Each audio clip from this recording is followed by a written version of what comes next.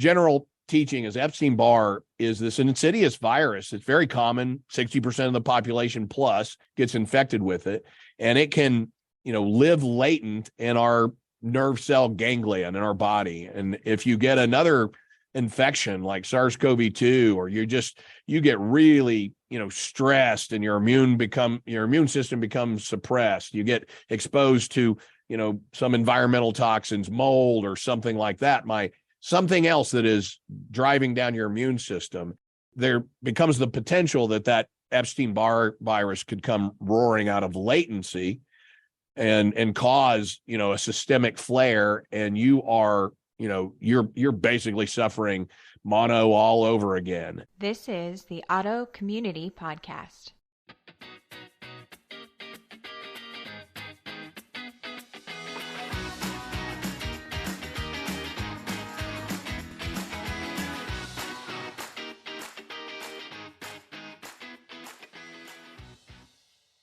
All interviews presented on the Auto Community Podcast are designed to provide information and inspiration only. Guests of the podcast may present opinions and anecdotes that are solely their own. And as always, before beginning any treatment protocol, consult with your preferred medical provider. Hey everyone, welcome to the Auto Community Podcast. My name is Erin, and today's guest is Dr. Jim Meehan. Dr. Meehan and I met not too long ago at an event up in his state of Oklahoma, and I had a great time interacting with him, doing a really intriguing grand rounds up there on the stage, and I'm really excited to have him on the show. So thanks for being here, Dr. Meehan. Oh, it's an honor, Erin. It's great to meet and see you again and learn from each other and try to help more people, especially at a time like this when it sure seems like people are suffering like never before. Absolutely. I couldn't agree more. Unfortunately, I wish I wish that weren't the case. But so one of the things I think is very timely and pertinent to my particular audience is this whole idea of long COVID. I know for myself personally, I dealt with this, never was vaccinated, but I did get COVID twice. And the first time really kind of knocked me down quite a bit. I had some very disturbing symptoms, very, very high fever, 105 fever for several days, body aches and pains. However, I do have a lot of autoimmune issues. So I knew that was a potential, and then, suffered with quite a bit of fatigue and things like that for quite a while afterwards. So what kinds of things are you seeing come across your doorstep, and what do you make of all of this? Well, number one, I mean, it was a bioweapon. It was that virus. They took a coronavirus and they put a furin cleavage domain in that virus. It was clearly inserted. This is gain of function kind of technology. That furin cleavage domain makes it a much more problematic virus to deal with. So it was a problem, especially that Delta variant and the predecessors, the original Wuhan strain, all the way up to Delta. And then we were really lucky. We were lucky when the virus mutated to the Omicron strain, and it became less capable of causing damage deep in the lower lungs, where it was really causing trauma to the deep lung tissue. But the virus, and it also had a shorter phase of viral replication. So it went from about 10 or 11 days to about 5 or 6 days. But afterwards, after any significant, infection, and especially one that's been weaponized with a furin cleavage domain, it's this little piece that they inserted in there made it much more invasive, much more capable of causing damage, entering the cell, replicating. And when they did that, when they weaponized it with that, they took coronavirus, a common cold virus, and they turned it into something that was really problematic. The damage that can be done to the human body as that spike protein is binding to your ACE2 receptors, they're everywhere in the body. And by the way, this is not just a lung. It was not just a lung virus. It was a virus that would enter through the lungs, but once it started replicating, it gets into the vascular system, and then it spreads everywhere. And depending on how broadly it spread, and a lot of that had to do with where was your vitamin D levels, where was your where was your general health? How susceptible to any pathogen on the planet? So, if you had a vitamin D level of 17 nanograms per deciliter or less, you were set up for bad disease. Doesn't matter whether it was influenza, RSV, or SARS-CoV-2. If you didn't have a vitamin D level of, say 60 or greater, you could have a very significant broad replication and spread throughout your body, hitting tissues like ovaries and, heart and everything else. So depending on just how broadly that thing took a hold of you. And quite honestly, we're doing some things that were just stupid. Wearing masks, let me tell you, I'm working on a presentation right now. I call it masked menticide, meaning, I think we were literally, it was so anti-science propaganda to say, wear a mask with a respiratory virus that aerosolizes. It's small, aerosolized viral particles, infectious particles can float in the air. They can bypass that mask. They can blow right through it. But, probably more likely they go in and around as you're breathing and trying to suck air past that barrier. You're breathing those viral particles right in. So it's not protecting you, but what it's really doing is, you're rebreathing those viral particles. That little face diaper that, brought some people so much peace. I don't know why, but it was menticide. It was brainwashing, but you're wearing that little face diaper. You should be exhaling those viral particles and then dropping to the ground and being neutralized. But instead, you are capturing them. You are rebreathing them right down deeper into the lungs. And so that was increasing your viral load. A lot of it has to do how severe the disease is how significant was your viral load. Yeah. And but afterwards, go ahead, Erin. Well, what I was going to say, two things. So first of all, the mask thing never made sense to me. And I think, as a mother of a child who has suffered with things like streptococcal infections and staph and things like that, where they are creating a neuroimmune response in the brain, there was no way I was going to put a mask on my child. It was child abuse. Yeah. So ultimately, I said I belonged. I have a religious exemption. I'm part of the unmasketarian religion. Thank you very much. Right. Yes. But secondly, to your point about the viral load. So interestingly enough, for myself, post-COVID, I have Epstein-Barr, and I had diagnosed mono at 18 years old. So, I was familiar with my Epstein-Barr titers and things like that. I pulled them every so often, pulled them again after having COVID, and noticed my numbers had, skyrocketed through the roof all over again, as well as several other viral components that I hadn't had in the past. I mean, so I do think that those particular viruses were, in my system previously, and that COVID then reactivated those viral components, the retrovirus. So totally. Can you speak a little bit to that? Are you seeing those kinds of numbers come through your office as well? Well, first thing I would say is, Epstein-Barr virus, and I will be honest with you, I'm in an area of cognitive dissonance about the whole viral, germ theory versus terrain theory. Right now, I have, one of the things I've had to do in medicine is I've had to be skeptical about everything that I've learned. So much of what I was taught in medical school and residency was wrong. Serotonin deficiency as a cause of depression, Alzheimer's caused by, amyloid plaques and beta-sheeted, so much of that was fraud. What I was taught about vaccines was childhood vaccines in particular was just not much, number one, but really based on what I would call tobacco science. And so I'm in a place now where I've realized that I have to live in two worlds. So I'm going to talk and I'm going to respond to your question in the general belief system that there are these viral, pathogens that float around.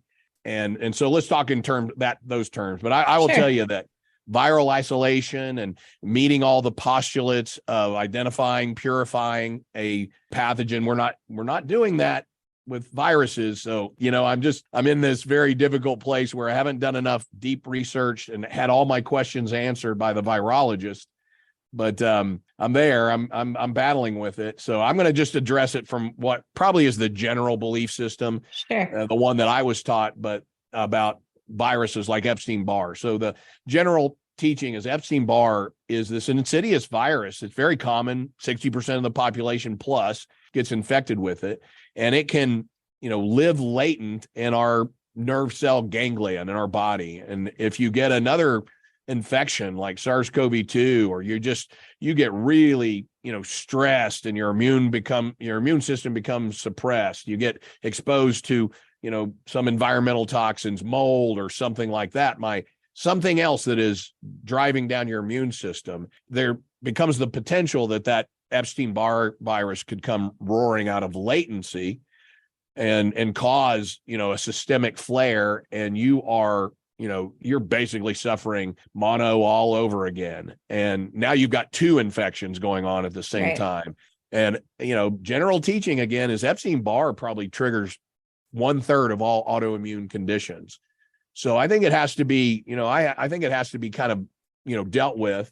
I'll tell you, I don't want to jump too far, but people want solutions. I use ivermectin a lot now to keep that virus under suppression. I consider ivermectin a broad spectrum antiviral. It's not just a horse dewormer like our FDA so negligently, fraudulently tried to brainwash it into believing. It's a broad spectrum antiviral. And so I recommend it, in times of stress for somebody that has demonstrated positive titers of Epstein-Barr. I think, vitamin D, vitamin C, zinc, quercetin, all of those things that we use to treat primary infections now with SARS-CoV-2 and ivermectin, they could be very useful. I keep ivermectin ready supply in the medicine cabinet at home to, I diagnosed my daughter's Epstein-Barr. She had massive lymph nodes under one of her arms just the other day. And I was like, honey, let's do some titers. That's probably Epstein-Barr. That's why you're feeling so miserable. Sure enough,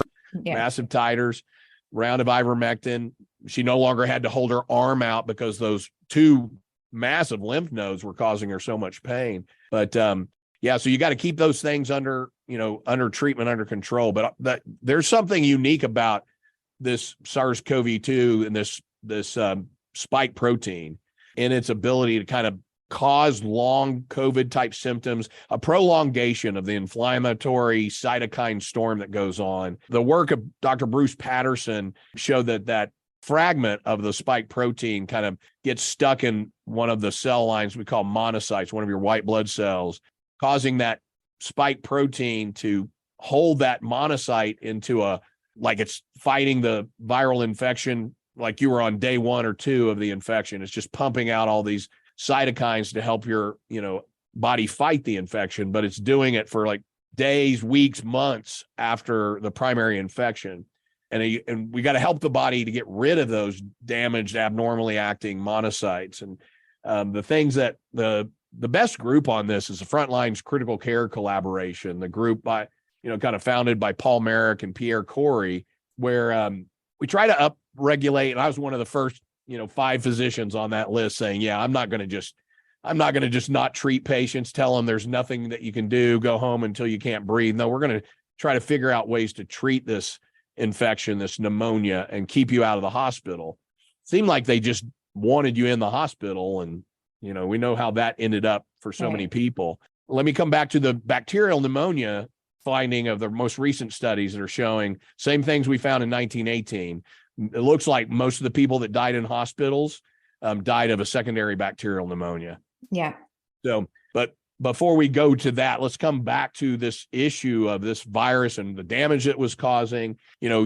For some people, that viral replication phase, maybe it was 10 days with Delta and its predecessors, or 5 or 6 days, they can have such a, robust replication spreading from cell to cell that they can have a lot of monocytes that are, have what your white blood cells are doing is they're ripping that virus to, 1,000 pieces, memorizing every one of them. And some of your cells, like your monocytes, will retain some of those, the debris, the fragments, the trash. And we got to help your body get rid of that trash, especially in the monocytes, get rid of the abnormally acting monocytes. And we have a system in your body called autophagy, autophagy, self-eating or self-cleansing. And autophagy can be upregulated by a lot of things that are really benign, like intermittent fasting, intermittent fasting, sauna therapy, resveratrol, spermidine, a molecule found in things like grapefruits that upregulate your natural cleansing, purging, old cells, senescent cells that need to go, helping your body just kind of purge itself of the dead debris and cells that just, their utility is gone. It's time to get rid of them and let the new ones come in. That's a really powerful way to get out of that long COVID a little bit faster, or sometimes a lot faster. So that's big approach right now is upregulate autophagy.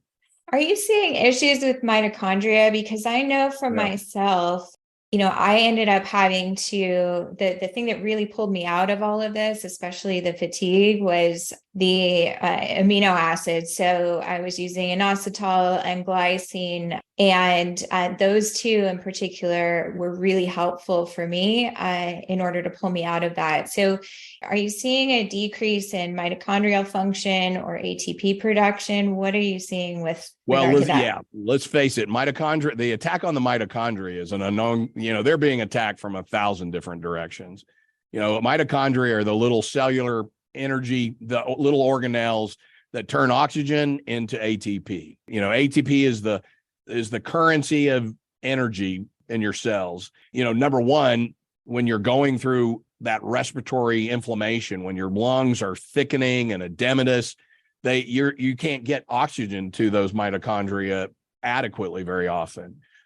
Home oxygen saved a lot of lives. Many people could have avoided hospitalization completely if instead of their doctor saying, we got nothing for you, there's nothing I can do for you, just wait until your lips turn blue and you can't breathe and then go to the hospital. If they would have simply just ordered home oxygen for those patients, got them through that critical period of cytokine storm and, the massive inflammation in the lungs where they were just so incapable of delivering oxygen from room air, and just got them some extra oxygen, 2 liters per minute with home oxygen, we could have saved a lot of lives there too. But mitochondria are under attack from a lot of toxins just in our general environment. We live in a world that's more toxic than at any time in the history of the world. They're dropping aluminum nanoparticles from the skies. Our food supply has become a toxic mess. The glyphosates, the atrazines, the BPAs, all of these things are attacking our mitochondria in so many different ways. So everything that we can do to improve mitochondria is a way to improve, your cellular ability to energize and fuel all the restorative repair mechanisms that a cell needs to go through, right? So, coenzyme Q10, huge, NAD, NMN. Interestingly, they took NMN, I can't remember what the nicotinamide is for NMN, but they took that off the market recently, or really restricted access to an over-the-counter supplement that has tremendous benefits at the level of the mitochondria. Methylene blue, another really interesting molecule for improving mitochondrial function. Bottom line, if you can improve mitochondrial function, if you can, create countermeasures to all the things that are damaging our mitochondria, you can probably improve every tissue in the body just by allowing those mitochondria to work better. Right. It's a complex area of medicine, but it's an area that should be of primary interest and support. And you're going to have to do your own research because they don't train my profession on any of these things. They really don't. Like I said, I've had to unlearn most of the stuff that I was taught in medicine and relearn stuff that really has, more of an evidence basis for it than the nonsense they're doing when you allow a pharmaceutical company to conduct their research behind closed doors and tell us about it with press releases. Sound familiar? That's what they've been. Yeah, exactly. Well, it wasn't that long ago they pulled NAC off the market, for example, same stuff, right? Same exact idea, NAC, which I use a lot personally.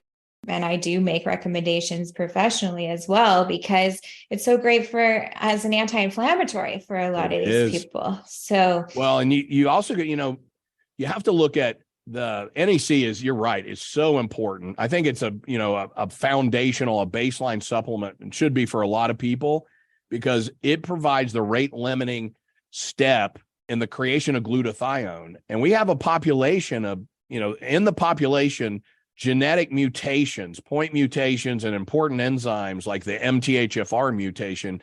That's like 40 to 50% of the population has genetic mutations in that enzyme. And that's an important enzyme for creating neurotransmitters, hormones, and a very important end molecule in that pathway is glutathione.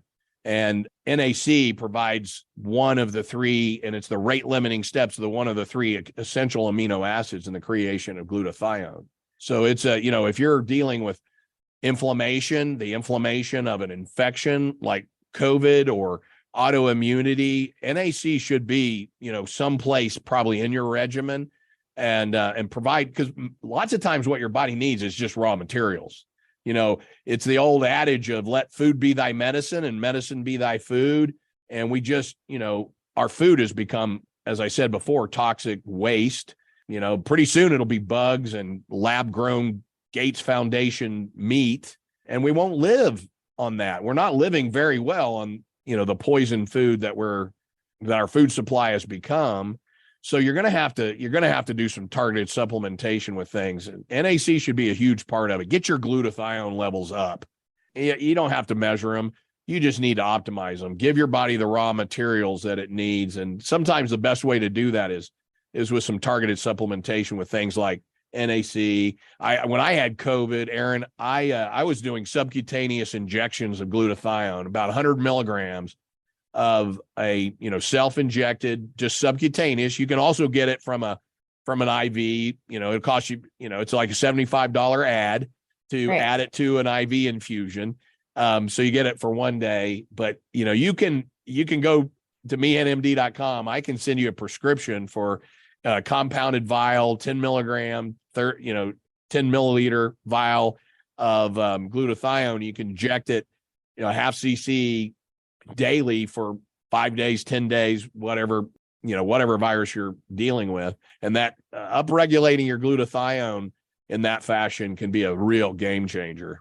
Yeah, absolutely. I know for myself, I'm dealing with Epstein-Barr, and I also was diagnosed with Lyme disease. So, lots of another bioweapon. Yeah. Call it what it is. Call them out. I've been hit by all the bioweapons. Apparently they love me, but I don't particularly like them. The enemy wants to take you out. That's the danger. It must be the big brains. I don't know. Yeah, it is.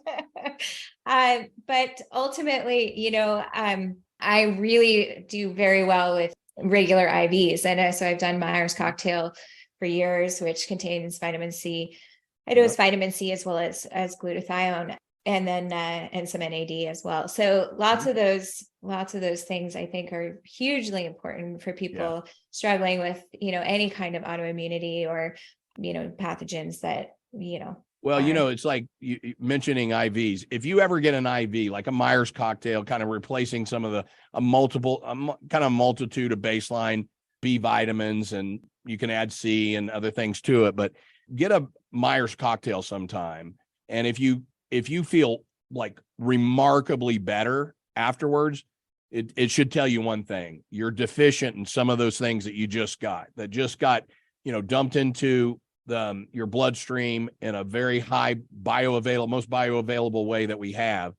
And that should tell you that you're missing some things in your diet. And so focus on, making sure you're consuming foods that have those raw materials, because our body needs the building blocks. Imagine the complexity of things that our body has to do, especially if it's fighting a serious infection, because day 2 of fighting that infection, you are using up your limited supplies of things like vitamin C. That's why vitamin C was so important. You need vitamin C to replenish that whole glutathione potency. They got to start sharing methyl groups and electrons to restoke rebuild your defense against everything that's being depleted. At times of significant infection, inflammation. But what do they tell you? They tell you to do something that will always deplete your glutathione tragically. Do you know what that thing is? Tylenol. Yep. They will tell you to take Tylenol, oh, got to suppress your fever. No, nonsense. Stop suppressing your fever. Now, if it gets to be, you're really pained, you're having 105-degree temperatures, maybe a little bit of Tylenol then, but boy, you better supplement with some glutathione, because Tylenol will suppress your liver's ability to produce that very important glutathione, the fire department of your immune system and your detoxification systems. You need to replace that glutathione that Tylenol is stimulating. And that's an important point. Most of what everything that our body does during an acute infection is intentional. The temperature, body intentionally raises your core body temperature. That's going to accelerate the movement of white blood cells, the flow of blood to the area of infection. It's going to create, potentially an inhospitable temperature environment that melts the virus or the bacteria. Those things are intentional. You got some mucus in your throat that's protecting in your airways. It's trying to protect those tissues from viral invasion. It's literally, you're creating a kind of a protective layer so that virus has a much harder time to enter, to access and enter those cells where it can replicate and cause more damage. So don't try to suppress your fever, take Mucinex. Tolerate it for as much as you can, because those intentional responses to an infection, they're very purposeful, intentional. We're causing more damage than I think people realize, than the medical profession realizes, when we tell, everybody take Tylenol, keep that fever. Don't be afraid of a fever. When I get an infection, I wrap up in a bunch of blankets and a down sleeping bag and try to accentuate my body's, temperature response, try to get over with it. I'll be that first fever and I'm done, because I know how to, mobilize the body's natural defenses and accentuate and help instead of hinder.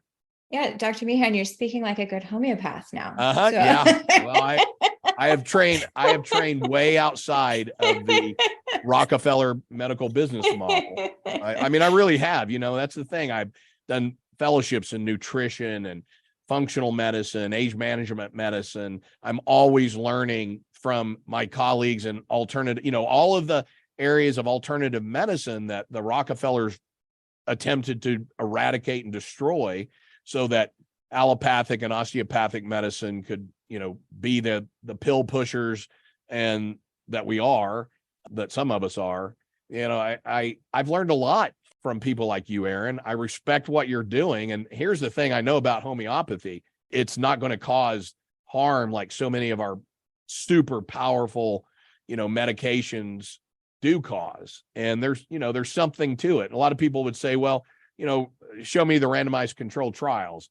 And I said, yeah, show me a homeopathic manufacturer or a nutritional supplement manufacturer that can, gather together the millions of dollars that it takes to do that kind of a study. Sometimes we have to look at, what's the risk analysis look like? Right. Because with something like this experimental gene therapy made by Pfizer and Moderna, that risk analysis was really poorly done. We're giving something that is increasing the rate of myocarditis in young men under the age of 16 to 24 by 133 times versus the virus. And they are already at a low risk. Essentially, anyone under the age of 40, about 0% risk of dying from SARS-CoV-2. But we're giving them an experimental vaccine that we won't know the full story on for about 10 years. You look at homeopathic remedies, you look at, vitamin D therapy. We could have probably saved 80% of the lives lost just by, optimizing vitamin D to a 80 to 90 serum level. So that's the risk analysis. We should be using things. And that's the thing about ivermectin. What's the risk? It's one of the safest medications on the planet. And, for almost 5 decades of experience with it, the risk analysis is easy. And then, when we attack inflammation, autoimmunity, infections from a multi-nutrient, multimodal attack, vitamin D, vitamin C, zinc, some, homeopathic remedies, the list goes on. Things that have very little risk boy, it's just easy math to do. But that's the thing about doctors and the medical establishment. I don't think they can do math. I, by the way, was an engineer before I was a physician. So I think we need more engineers in medicine, and we'd probably not, we would not be doing such ridiculous things. And that's what we did during the pandemic. Everybody got to see everything that we did: public health, CDC, NIH, Fauci, World Health Organization, et cetera. If we did the opposite of everything they recommended, we would have had a much better outcome. Yeah, absolutely. And I think it's interesting, you bring up something that comes to my doorstep a lot is, people, number one, will say, that their immune system isn't functioning properly because they are having symptoms. And I say, actually, that's your immune system functioning. That means you have an immune system to fight off these infections. If you're not having symptoms, then we have a real problem. Right. Right. But essentially, with homeopathic remedies, the whole idea is to uproot. We're going to uproot what's going on within the system and bring it forward instead of suppressing. And so much of the typical conventional medicine approach deals with suppression of symptoms rather than allowing the body to express those things and push it out instead of suppress. Like, one of the most difficult challenges that I face is when I see people who've been on a lot of steroids, for example, because those are very suppressive medications. Yeah. So, it's definitely an interesting conversation to have with an MD. Yeah. because I do think, they're almost opposing philosophically in a lot of ways. So I appreciate, the fact that you've done your research and learned quite a bit about all of these more unconventional, but were conventional prior to the Rockefellers, as you mentioned. But yeah. I mean, you're many of the tools that we have adapted and kind of the allopathic, osteopathic medicine is, it's nuclear weapons. Steroids, prednisone, high dose prednisone, nuclear weapons. I mean, immunotherapies for a lot of for cancers and autoimmune diseases, nuclear weapons. I mean, look at the list of side effects. We're going to suppress every immune response in your body to deal with one area, maybe, some autoimmune attack on your intestinal lining. And we're going to suppress all the immune response. So you're going to be more susceptible to every pathogen on the planet. Your immune system's not going to be as capable at recognizing, identifying, and eradicating cancer cells. We can't use the nuclear weapons because of the collateral damage that they cause in the human body. An antibiotic for every little sniffle and, wheeze, all the damage that we've been doing in traditional medicine. I mean, it's starting to come home to roost for the mistakes, the hubris, the arrogance of my profession. I mean, I'm a big supporter of alternative care because I like to say you guys have a real advantage over the medical profession. Is you can't prescribe drugs. Count that good. You're just not going to spend a lot of time eventually deprogramming yourself as the FDA removes that drug because it killed, like Vioxx, 100,000 people in 2.5 years, or all the other drugs that have been approved and then removed. Yeah. Yeah, no, I actually took Vioxx. Did you really? Vioxx, yes. Yeah. Yeah. So many years ago, but yeah. So many stories like that, the mistakes that we have made in medicine because we trusted the pharmaceutical industry to tell us the truth about the studies that we were doing. We trusted them to not have a financial conflict of interest in a corporation who just by nature is a sociopathic culture of, fraud, greed, and corruption. Absolutely. So I'm with you 100%. And I think we could continue talking in that vein for a long time, but I do want to give people offer some hope. So where do they go from here? If they are experiencing some of the long haul symptoms, perhaps even adverse effects from receiving COVID vaccines, what kinds of things can they do to help improve their health at this point? Yeah, absolutely. Well, so one of the best resources online is the Frontline's Critical Care Collaboration. They have really become a evidence-based dissemination of high integrity, their recommendation. So if you go to flccc.net, you'll get to the website that I'm talking about. They have treatment protocols there. You don't need a doctor for most of those. Most of those things are, the dose and the frequency of vitamin D, the dose and the frequency of curcumin, quercetin, et cetera. And they have really great teaching materials and protocols that explain each one of their recommendations, what the evidence is based on, how it works. So you can really start to educate yourself on those different treatment protocols. We've taken a lot of those. We've turned them into, like a blister pack of anti-inflammatories that we use, because I'm like most people, if it's 5 or 6 bottles, you get beyond 5 bottles that I've got to open up and pour into my hand. And, beyond 5, I'm not going to do it. It's just, I don't have time. And so I'm a doctor, so we're kind of notorious for being non-compliant. But we started creating those blister packs that have the key nutrients that you need for, decreasing inflammation, supporting your immune system. You can go to meehanmd.com and you can see our autoimmune pack, our inflammatory pack. And you can always trust like the supplements that I list on my website. I don't make much money on supplements. My attackers want to say, oh, you're just, selling supplements. Yeah, I am selling supplements because, 2 reasons. Number one, because they work and we have a really solid evidence for it. Number 2, it's hard to send a patient to the store, say 20,000 units or 10,000 units of a vitamin D3 with K2 or 4,000 milligrams of omega-3 in a high quality, fish oil or some other source of omega-3s, because there'll be 40 or 20 products there. And you're going to, like me, I'm just in analysis paralysis. I want to do research. So what I've done is I've done all that research. We have the evidence-based, highest quality, lowest price, best formulations, a lot of supplements. You can have supplements that are made like by a 5-star chef, and you can have supplements that are made by a hack in the back of a joint. I don't know what the worst side of that spectrum is, but it's you want really good formulations that have the right cofactors. If you're going to supplement for your thyroid, you want some iodine, not too much, not too little, but you want selenium and you want tyrosine, and so you got to flavor that that entree properly. And so we have done all that research. Like I said, I've done nutritional fellowships and know a lot. The 2 weeks in medical school was definitely not enough.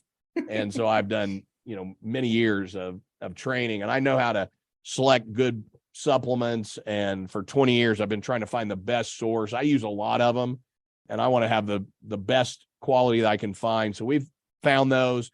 We put them on our website, and you can find the best omega-3 coenzyme Q10. That's a part of the treatment protocol. It's also going to, whether you're sick, long COVID, or you just want to be optimally healthy, pretty much the same stuff you would be using, high dose omega-3, coenzyme Q10, NAC, maybe some melatonin as you get older and your natural melatonin levels start to decline.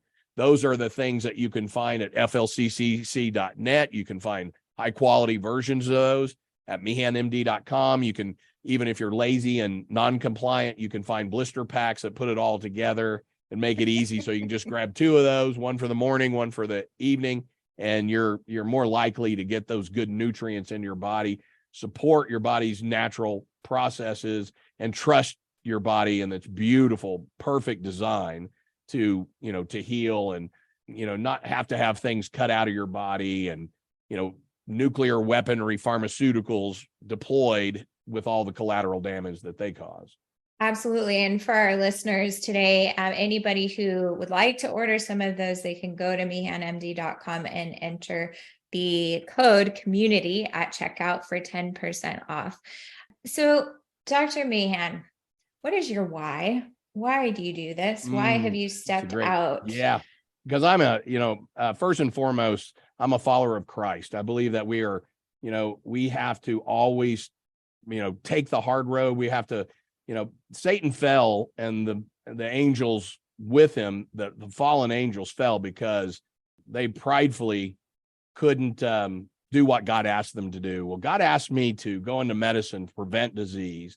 I started off my career, like many arrogant, shallow narcissist that was just, serving myself. I went into the most elite specialty that I could go into. Spent the first 5 years of my career in ophthalmology. It's a great field of ophthalmology, but it was limiting. I was, paid a lot to treat the end stages of disease and nothing to prevent the disease. And then I started, as a medical editor of a medical journal, and I started seeing really overt fraud and corruption, studies not being published because they cast doubt on the Merck's MMR vaccine, or, I saw the fraud being published, and anything that, didn't conform to the scientific consensus, not being published. And I said, this is just wrong, and I think God made me a fighter. I'm Irish. I guess that's a part of it. I'm a high level martial artist, 5th degree black belt. I never shy away from a fight. I love fighting the devil. And I see the devil and that's the spiritual warfare that he's waging on our population. And very clearly, God told me at one point, not audibly, nobody would have heard it, but I know it was the Holy Spirit speaking to me. He said, I went through my own health issue long time ago, low hormones, pituitary trauma from being punched and kicked in the face as a fighter.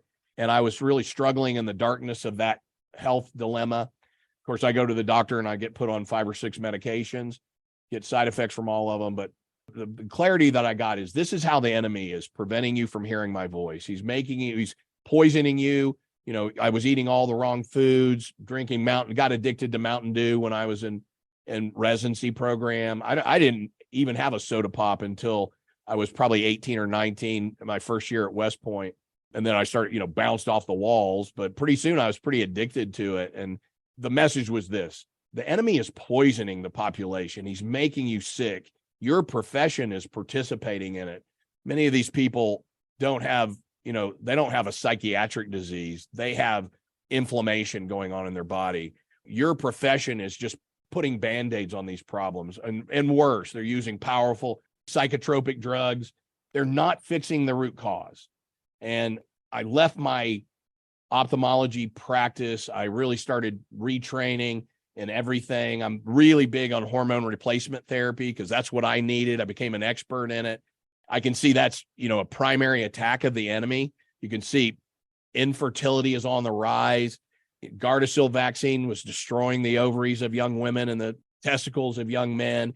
Before the COVID vaccines, the Gardasil vaccine was one of the most hormone disrupting and destroying vaccines on the planet. But now it's the COVID vaccines.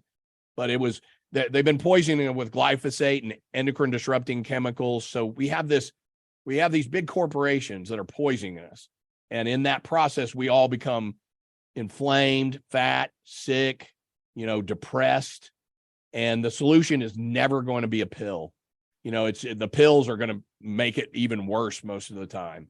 And so I set about just helping people to get out of that darkness, get off of many of their antidepressants, psychotropic drugs, getting children off of, ADD medicines and, 5 antidepressants and a whole list of psychotropic drugs. I started seeing more and more of the spiritual warfare that was going on. And I said, yeah, God, I will obey. I'll be obedient. If you call me, send me, I'm here. And so my focus now is to, get people out of the darkness of that disease process that we're just simply often making worse, especially in primary care medicine. And that's my why. I'm here to serve God, get people healthy again so that they can fulfill the purpose for which they were perfectly created. And by the way, prayer is a huge part of that. Some of the best medicine that we have is prayer. Believe in miracles, pray for them. They happen all the time. And we should, it's the most powerful medicine there is. It's better than placebo. It's been even studied by the NIH. Yeah, you said something really interesting and poignant for me personally from my own perspective. So, when my son first became very ill, the conventional approach was antibiotics until the age of 18, as well as perhaps different psychotropic drugs or things like that. But the consensus seemed to be that there was a lot of lean towards this is a mental illness kind of a thing versus, that there was actual physical issues behind what was going on for him in the brain. And so, I do think there's this whole stigma that we've, created. Maybe it's as a result of psychiatric medicine. I'm not really sure where this initiated, Yes.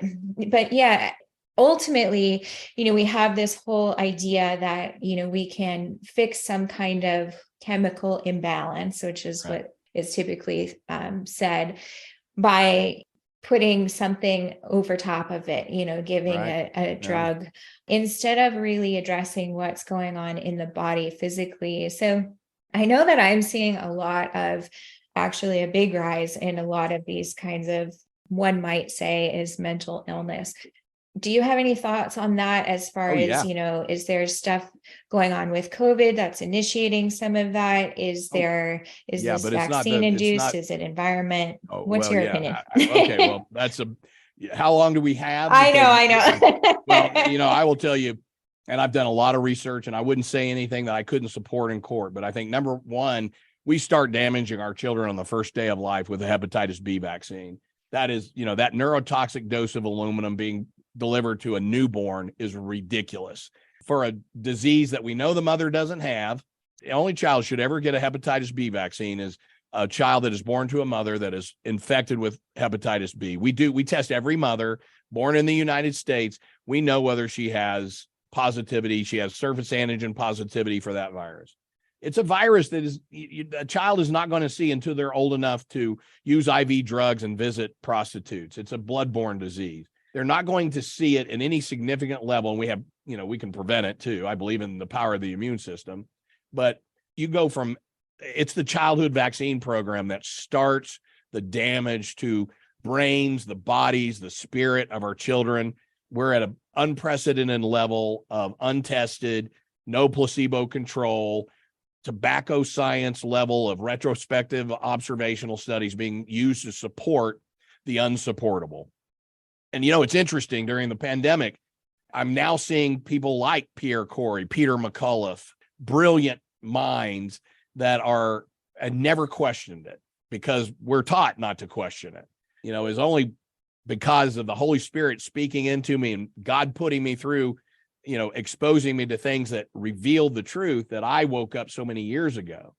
And it feels like I've been a voice in the wilderness, and there's many other before me: Sherry Tenpenny, Larry Pavlesky, Paul Thomas, Mary Holland, Robert F. Kennedy Jr., presidential contender in the Democratic Party. I mean, there's, Del Bigtree, the list goes on.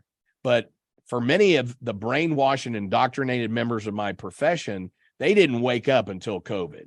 And, I heard Peter McCullough early in the pandemic. We were on a panel together, and he was saying something, blah, blah, blah, about the childhood vaccines and how much, good evidence that we have for them. And I stopped him. I leaned forward and I said, Peter, wait, hold on. You haven't looked at them. I'm going to tell you, as somebody, and I respect you, I know you respect me, I've looked at them. For 20 years, I've looked at the preclinical trials, the post-marketing studies. They are pulling the wool over our eyes. They haven't done the gold standard quality science that you would expect. And when you look at it, as I have, you will come to the same conclusion that I have. They are tobacco science. And all physicians need to go back and look at what they tested. Hepatitis B, 147 children that were followed for no more than 5 days. That's not a study that should put that drug on the market, but that's what was done. And it was administered to children as old as, 10 years of age. And they're giving it to preemies. When you look at that, the level of fraud and corruption, and the way our government, who is, judge, jury, and executioner on everything vaccines, because they promote them, they preside over the court system that was created in 1986 when we gave the pharmaceutical industry immunity. There is too many conflicts of interest in this entire system. And so anyway, childhood vaccines, they begin the damage to our children. Vaccines cause autism. No question about it. Vaccines cause SIDS, sudden infant death syndrome. No question about it. The cover up is elegant. I'll give them that, but they cause these problems. And nobody else, they'll tell you, no, we've tested them. No, you lied. You lied in the 2004 JAMA Pediatrics article, study that said that the MMR vaccine was not associated with autism. You lied about it. And guess how we know? Because the lead scientist on that study, William Thompson, came out and told us in 2014, and you still won't let him testify before Congress. And it's, so it's one thing after another. You get the body damaged, and then you try to put Band-Aids on it, and usually those Band-Aids are a $3,000 a month immunotherapy or more cancer treatment. The explosion in autoimmune disease, cancer, and just poor health in America is a national tragedy and an embarrassment.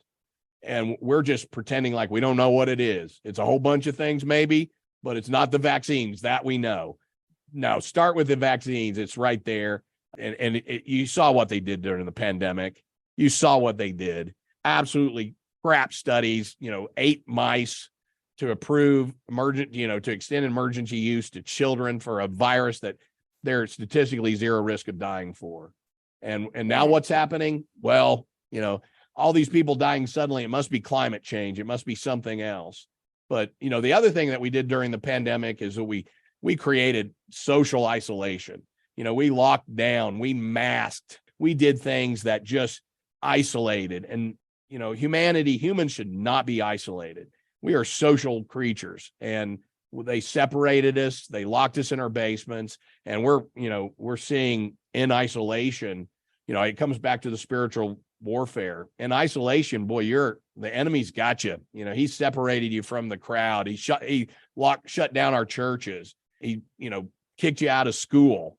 And now you're just languishing in the basement playing video games. You've just lost your purpose, and you're being fear-mongered. It's democide. It's death by government. And I think they've got to be held accountable for it.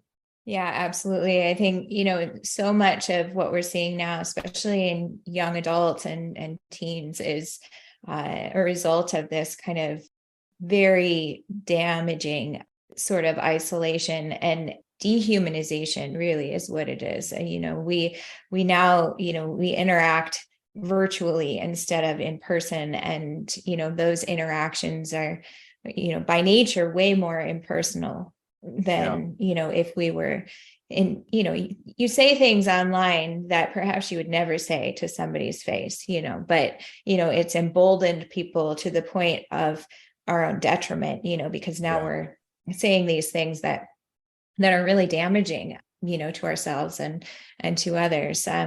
But also interesting. So you spoke about Mary Holland, and I just interviewed Zoe O'Toole, who she's been a friend of mine for a long time. So if anybody's interested who's listening, read that book. Read Turtles All the Way Down. Zoe O'Toole has been a great friend of mine for a long time. She and Mary Holland co-edited that book. It's a great one on the history of these vaccines, and an interesting story as to how it came about as well. So I'm definitely going to watch that. I'm a huge fan of that book. It's a game changer, and it's really probably the most robust, comprehensive analysis of this whole issue. We have been so defrauded by the false narrative that they created around all of this, childhood vaccines, from polio, smallpox, you name it. There's a false narrative underlying all of that. And we really bought into it. It's the same thing. They're trying to do the same kind of thing with what's happening right now with the biggest tragedy in the history of medicine is what we're going through right now. Everything from the mistakes with masks and lockdowns to this experimental gene therapy that's causing so much harm. Yeah, I mean, but that is a great book. Mary Holland is an amazing, she's a purpose-driven individual. I don't know Zoe personally, but I know Mary Holland. In fact, Mary Holland and I debated a table full of pediatricians in Brooklyn, New York during the measles outbreak several years ago. And I think it was 2019. And, they got destroyed, just threw a temper tantrum because they realized that we knew what we were talking about. We had the receipts, we had the evidence, we had the knowledge, and they did not. They had propaganda and marketing pamphlets. And so Mary and I have fought in the trenches together, locked shields, and defeated the enemy. That's awesome. Yeah. So before we go, I always like to give a little bit of parting words. So anybody that is listening who might be struggling with long COVID or autoimmune conditions, or maybe some mental health issues or hormone issues, what might you say to somebody who's struggling with their health right now? Yeah, well, just, trust your body's ability to heal and recover. You got to give it the right things. You need those raw materials that your body needs to heal. And you also need to keep the bad things out. So, one of the things that we do at meehanmd.com is I point you in the direction of this framework I've created called mindset. And it's an acronym for the 7 key elements of health, wellness, and vitality. M for microbiome, I for inflammation control, N for nutrition, D detoxification, S sleep, E exercise, and T total hormone balance. And so, most of what you need to do, you can do yourself. It starts with food, targeted supplements. The information is all out there online. The same stuff that I had to retrain myself in, it's available online. You can have better knowledge than many of your doctors have. I mean, yeah, they know a lot about Vioxx or, prednisone, but they know nothing. 2 weeks of nutrition training in medical school, that's about what they know. And it's so poor, but you are in more control of your health than you realize, but you're going to have to start eliminating some of the toxic exposures, get the Wi-Fi off, get the cell phone out of your pocket.